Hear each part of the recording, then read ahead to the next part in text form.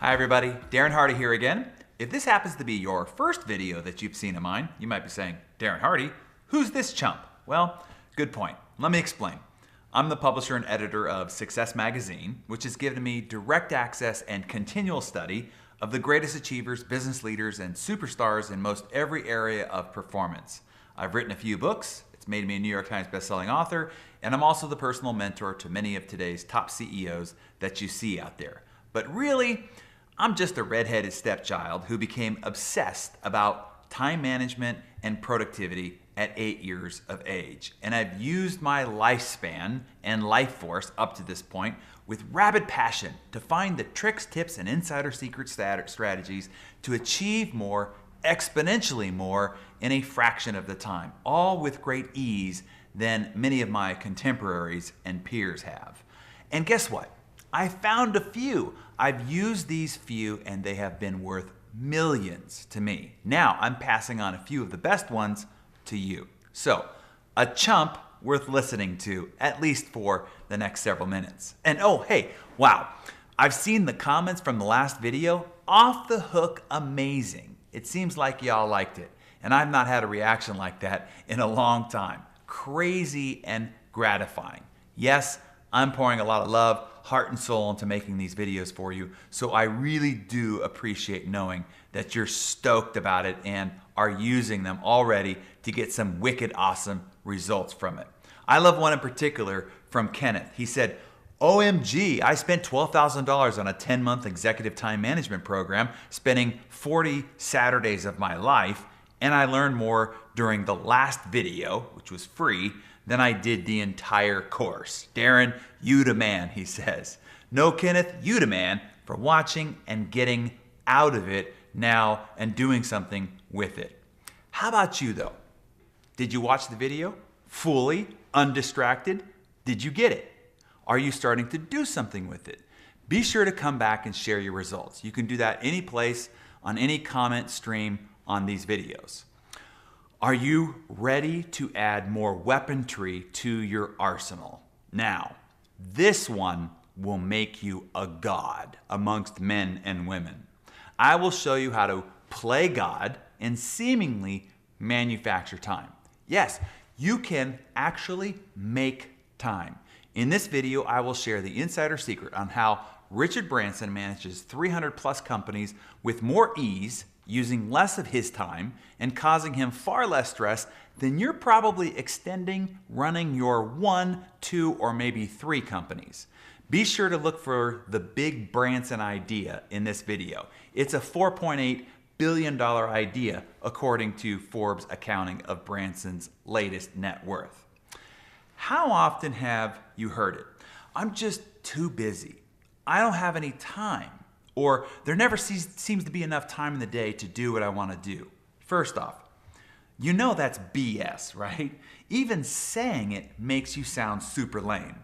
Time is the great equalizer. We all have the same amount of it. Oprah has the same 24/7, 365 you do. Jeff Bezos, Howard Schultz, Warren Buffett, and every person you see on the cover of Success has exactly the same amount of time that you do. And oh, hey, they started out the same way you did too, naked, scared, and ignorant. But somehow, some way, they've become godlike and seem to have plenty of time, way more time than you do. How is that so? Well, in this video, I'll tell you. They found out how to actually make time, manufacture it, to actually have more time than you do. But you can do that now too if you know how. The how is what I'll give you here. First off, we have to call you out on this proclamation that you're too busy. I'll warn you, you're not going to like what I have to say right now. Just remember that I say it in love. Most of the great growth moments in my life happened when somebody cared enough and had enough courage to call me on my excuses and shake me from my mediocre slumber. So my intention is to do the same for you right now. Being busy is a form of laziness. It is a product of lazy thinking and lack of self-control. Being busy is most often used as a guise for avoiding the few critically important but uncomfortable actions you know you need to take, but use busy as your cover story. Ultimately, busy can become a way of life, and it could rob you of your life. You see, as humans, we're easily seduced by the attentions and needs of others. All the incoming emails and text messages and knocks at the door and invitations to meetings make us feel wanted and important, stimulating our dopamine, and as research shows, but in an exhausting and life force draining and ultimately empty way. Busy has a dangerous allure, and one that can have you live your life on a hamster wheel. The faster you run, the faster you have to run, only making you more and more tired, and guess what? You don't get anywhere. For all the energy you are exerting, sure, the wheel is spinning, but it's not advancing anywhere. That is how most people spend their entire lives, like hamsters on a wheel. Now, not you, not anymore. It's time to end the glorification of busy. Saying you are busy should be a confession of a sin that you're committing. Certainly not a boast. I want to show you how to feel relaxed and be strategic and methodical, the opposite of rushed. Now, imagine this. Imagine being able to accomplish 3 or 10 times what you're currently producing and do it in half the amount of time that you're working now. Now, I know that you think that's crazy talk, but I can guarantee you work longer hours, feel more overwhelmed, are more stressed and strung out than many of the people that you idolize whom we publish on the cover of Success. I can tell you for certain because I've met, studied, and observed the life and lifestyle of many of them. We know for certain they are producing 3 times, 10 times, 100 times or more than you are. Now I'm telling you that they're doing it while working less than you and feeling more relaxed and joyful than you are right now. How do you ask? They learned and practiced what I'm about to reveal to you. They learned how to play God and manufacture time. Here's what I want to remind you of. Time is precious, really precious, and you have so little of it. I know it feels like you have all the time in the world, but you don't. You're a walking, breathing time bomb. As soon as you were born, a fuse was lit. The moment you took your first breath, the match connected with the fuse and your time started to burn down. Right now, as you listen to me, your fuse is burning. Scary stuff, right? Now, we don't know how long our fuse is. For some, it can only be a few years. For others, it's 90 some odd years. Yours could have a much longer time to still burn, or it could be in the final moments right now. We don't know. But what we do know is it's burning down and every second matters. Now let's say that you live the average living age of 79 years old, or 692,040 hours. Sounds like a long time, but it's not, particularly when you take out all the time you spend just to maintain your life, but not actually enjoy it. For instance, you spend 230,000 of your 600,000 hours sleeping. Bam! 1/3 of your life is spent unconscious, gone. 31,000 hours will be spent in school. You'll spend 17,000 hours dressing yourself, 13,000 on the toilet, 52,000 eating, 34,000 commuting, 44,000 waiting in line, 35,000 hours doing inane chores, 9,000 looking for misplaced possessions, and 35,000 hours ill. All that remains is 190,000 hours, 21 and a half years, 260 months, or 7,808 days to live, to do community work, to go to church, take care of family, watch TV, troll on Facebook, watch YouTube videos, tweet, Instagram, and work. We haven't even counted your work time because frankly, doing great work is living as far as I'm concerned. And a good side note to make in addition. Now that we know how little time that we actually have, hopefully you will now start to pay really close attention when I teach you how to manufacture more of it. Are you ready? By the way, you'll notice that I want you to earn your way into these ideas. This is a purposeful weeding out of the weak, so to speak. If you are so ADD that you cannot watch a video of someone spilling his guts on what has been worth millions of dollars, then these ideas aren't for you in the first place. But hey, you're still with me, so you get the goods. Okay, here we go. This principle is so powerful, so seemingly magical, that Einstein called it the eighth wonder of the world. In my book, The Compound Effect, I showed you how this super powerful formula produces seemingly magical results when applied to your choices, behavior, and habits. Now I will show you how this magic formula can be applied to time, thus actually compounding time and seemingly manufacturing more of it out of thin air. To remind you of the magic in the math, here's a simple model to remind you. It's what's called the Rule of 72. And we'll use money since we have an existing framework and familiarity with how compound interest and compound returns work. So the Rule of 72 is as simple as this. If you divide your rate of return or interest rate into 72, then you'll know how many years it will take to double your money. For instance, if we proclaim the average rate of return of the stock market of 12%, then it takes 6 years to double whatever money you put in. 72 divided by 12 equals 6. Put in $1, you'll end up getting $2 in 6 years. Put in $1 million, you'll end up with $2 million in 6 years, seemingly by magic. To make things even more magical, in 30 years, $1 million would become $32 million. How is that possible? 12% return is only $120,000 a year. 30 years would only amount to $3.6 million. Plus, you're starting $1 million, equaling $4.6 million, but instead you have $32 million? Well, it's magic, or the magic of compounded returns. Now, what I want to show you is how to use this magic to actually manufacture time. Again, we have limited time, and it's precious. When it comes to productivity and producing an income for your family, you have to know exactly how valuable your time is. The formula for that is simple too. First, decide how much money you want to earn in a year. Take that number, divide it by 2,000. That's it. On average, the number of hours that you will spend working each year is 2,000. So let's say that you want to earn $250,000 a year. Every capable person living in the free world should aspire to at least that amount. Certainly everyone who is smart enough to watch this video, meaning you, a person of personal growth, a seeking achiever, is at least worthy of that. Trust me, there are plenty of people who couldn't be bothered learning how to grow, do more, and be more, and accomplish more.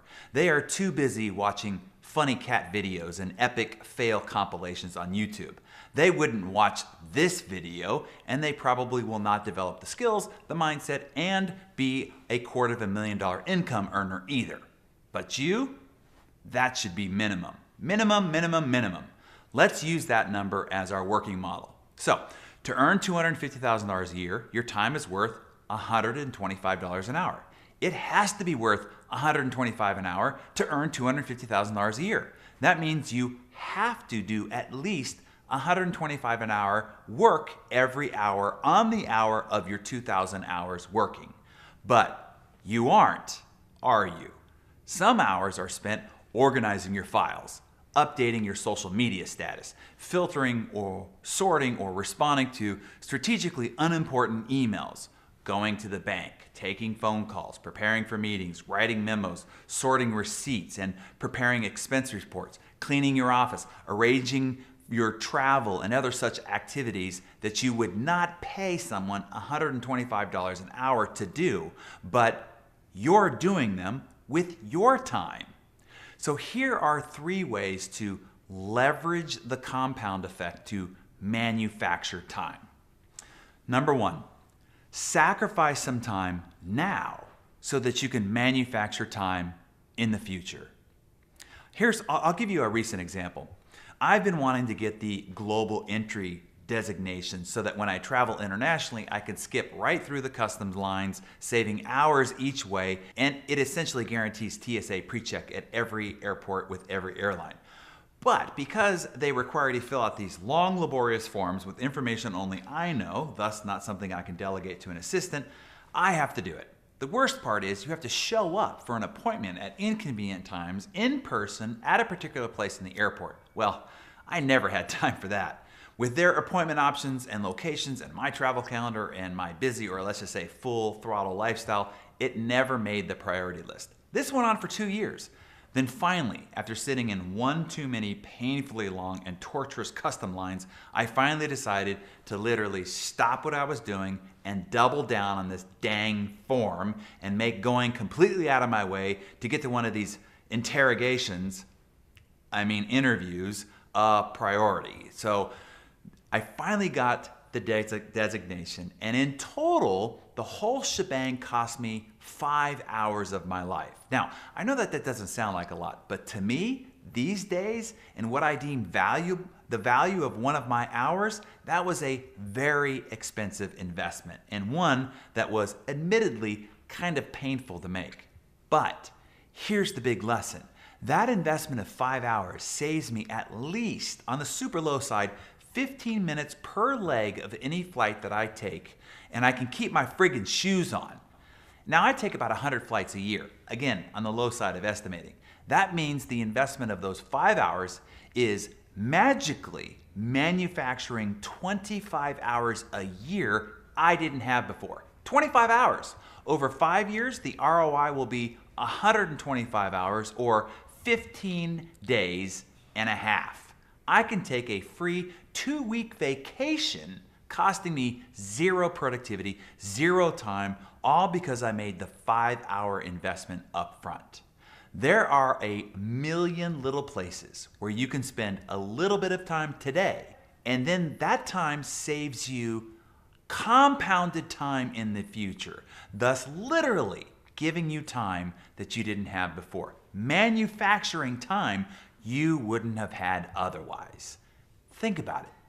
What investments of time can you put on deposit that will save you time, or the proper way to understand it, manufacture time you wouldn't have had otherwise? Trust me, I know that stopping your universe-denting, rain-making, save-the-world functions to write out procedures and checklists sound like a waste of time. And in the moment, it sure is. But once it's done, the compound effect is ignited, and it will start to manufacture time, extending your usable life by leaps and bounds. So, come up with your own list of ways to make deposits of time today that will compound and manufacture time for you in the future. Find at least a few and activate them this week. Hey you still listening? No checking email or Facebook. This is your important personal development time. If you're gonna multitask while this video is playing, I'd rather you just turn this off. You'll at least do the other things better. Or come back with me here and let me help you get the edge in your personal productivity. Are you ready? Okay. Number two. The number two way to leverage the compound effect and manufacture time is to get help and delegate. You've heard this before, but let me help you understand how the math works and how it manufactures you new time and money you wouldn't have had otherwise. If you monitor what you do all day throughout the day, much of it, if not entirely all of it, is not worth $125 an hour. As I described earlier, much of your time is spent filing, updating your social media status, filtering and sorting unimportant emails, running errands, taking unimportant phone calls, preparing for meetings, writing memos, sorting receipts, preparing expense reports, cleaning out your office, arranging travel, and other such activities, none of which you or I would pay someone $125 an hour to do. But you are doing them, and that's exactly what it's costing you. Now, the math is really easy on this one. Well, let's say that all those activities have to be done, although I can argue the truth of many of those later. Here's how to manufacture time. If you can hire someone for $40 an hour to do those activities, which is about 2 times what you really can hire someone for most of those activities, so that you could stick to your $125 an hour work, for every 1.5 hours they work, 1 complete hour is manufactured for you out of thin air. If they work 15 hours a week, that's 10 hours created that you didn't have before. That will total 520 hours over the year, or essentially 65 productive days you didn't have before every year. That truly is magical. Yes, you do have to stop or slow down to design the job function, find and hire and train the help. That's the deposit you make into the compound effect account today. But once made, this deposit compounds quickly and manufactures massive amount of time you simply didn't have before. You can apply this everywhere. You shouldn't be doing much of what you're doing right now. And by you doing it, it's costing you time, energy, and life. But it's also because you suck at most of those activities anyway, at least by comparison to what a specialist can do. Yeah, you might be good at cleaning your house, setting up your filing system, managing your social media, washing your car, mowing your lawn, arranging your travel, cooking your meals, doing your monthly accounting, etc., but nowhere near how good a specialist can do each of those activities. So your poor choice to do low-value work is not only costing you time and money, it's costing you performance and total productivity outcome, thus compounding your losses. You starting to feel me here? The third way to leverage the compound effect to manufacture time is through systems. Stopping to build the right systems can ultimately set you free. They can free you up to have a life rather than having your life be a hamster wheel of work. The book my friend Michael Gerber wrote, The E-Myth, provides us a good framework to understand how to make the idea of systems work. Countless business owners, and in this case, any individual producer, complain about a lack of control or freedom, yet in the same breath, they discount the value of well-designed systems. Whether you own a business or not, you own the direction of your life. Whether you're a CEO of a company or not, you are the CEO of your life, particularly your productive life. So this model fully translates. So in the E-Myth, Michael Gerber talks about that there are three unique skill sets to running any business: the technician, the manager, and the entrepreneur. The technician supplies the output. The manager supplies order and systems, and the entrepreneur supplies the vision and direction. While we all start out as technicians, the failure of a business, as Michael describes, is never advancing ourselves into the role of entrepreneur and installing the appropriate manager and technicians to run the business so the business can effectively run better, in fact, without the labor and constant watchful eye of the entrepreneur. When we start out, we're 10% entrepreneur, 20% manager, 70% technician. If you learn how to hire, delegate, and create a few systems, you could get to 33, 33, and 33%. You might even find some level of success at that mode, but you will be killing yourself, running yourself ragged, stressed out, and vulnerable to unexpected failure. This is how most even considered successful people operate and live. To really thrive, you have to get to a minimum allocation of 70% of your time as entrepreneur, 20% as manager, 10% as technician.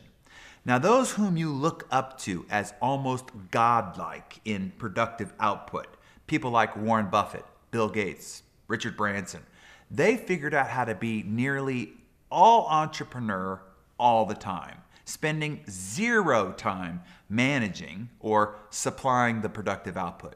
The next graduated step is to move the majority of your time into the manager spot, finding others to be the technician, and setting up the structure and systems that will optimize performance and manage the operation even without you yanking on the levers and twisting the dials all day.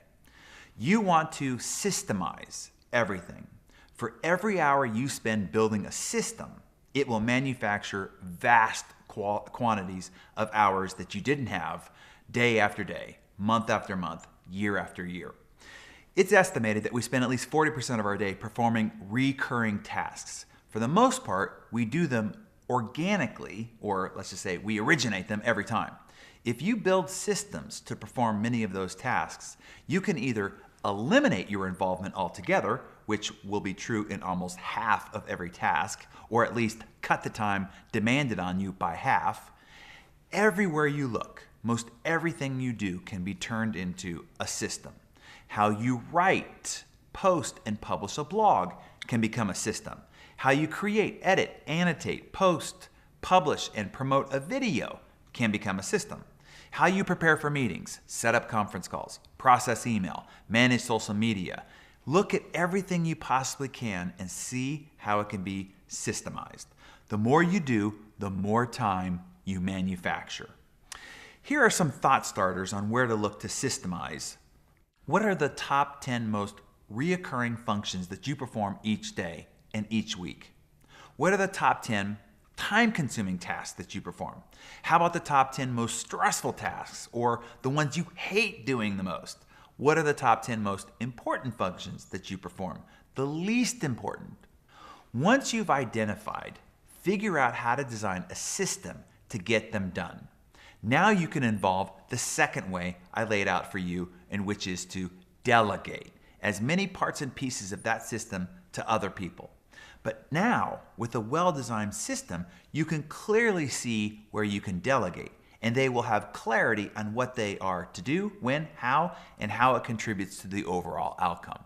That's only possible if you build well-thought-through processes, operation procedures, and systems. Do this properly, and you can nearly manufacture all the time that you want, say, like Richard Branson has. He's a good example since most people are familiar with his resume.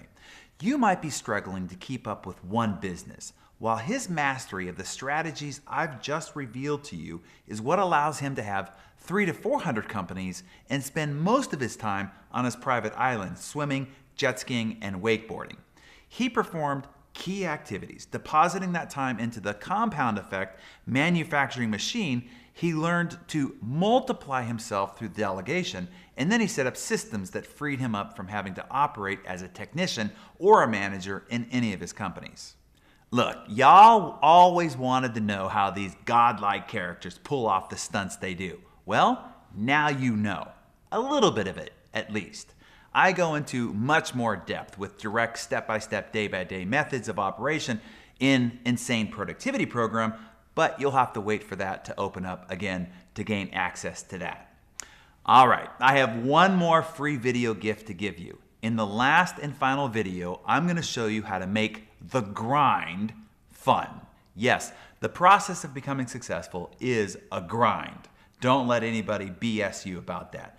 Even if you love what you do, there will be many times throughout the day when you will have to just grind it out, when you don't really want to. Oh, sure, you love what you do, but you'd rather not do this aspect of what you do right now or any longer or that intensely than you're going to have to. You have to just grind through it. But I will show you how to make the grind fun. Don't think it's possible? Oh, it is. And I'll show you how to gamify your productivity. While you might have felt a bit beat up by these last two videos, you're going to love this one because it's fun. Until the next video, please share your learnings, what you liked, what you loved, and what you're going to do with what you learned from this video. It's an important part of the learning process, declaring your learning. It helps you inform your own mind what it just learned for certain, and I also ask you once again, if you got any value from what we just covered, to share this video series with friends, colleagues, clients, neighbors, and the like. Tweet it, Facebook it, Instagram it, Google Plus it, LinkedIn it, whatever and whomever you share, just share these new great discoveries with them. My goal is to help make a difference in the lives and productivity and results of millions of people. But I need you to reach the millions. My team constantly scans the social web looking for those who are helping spread the word for us.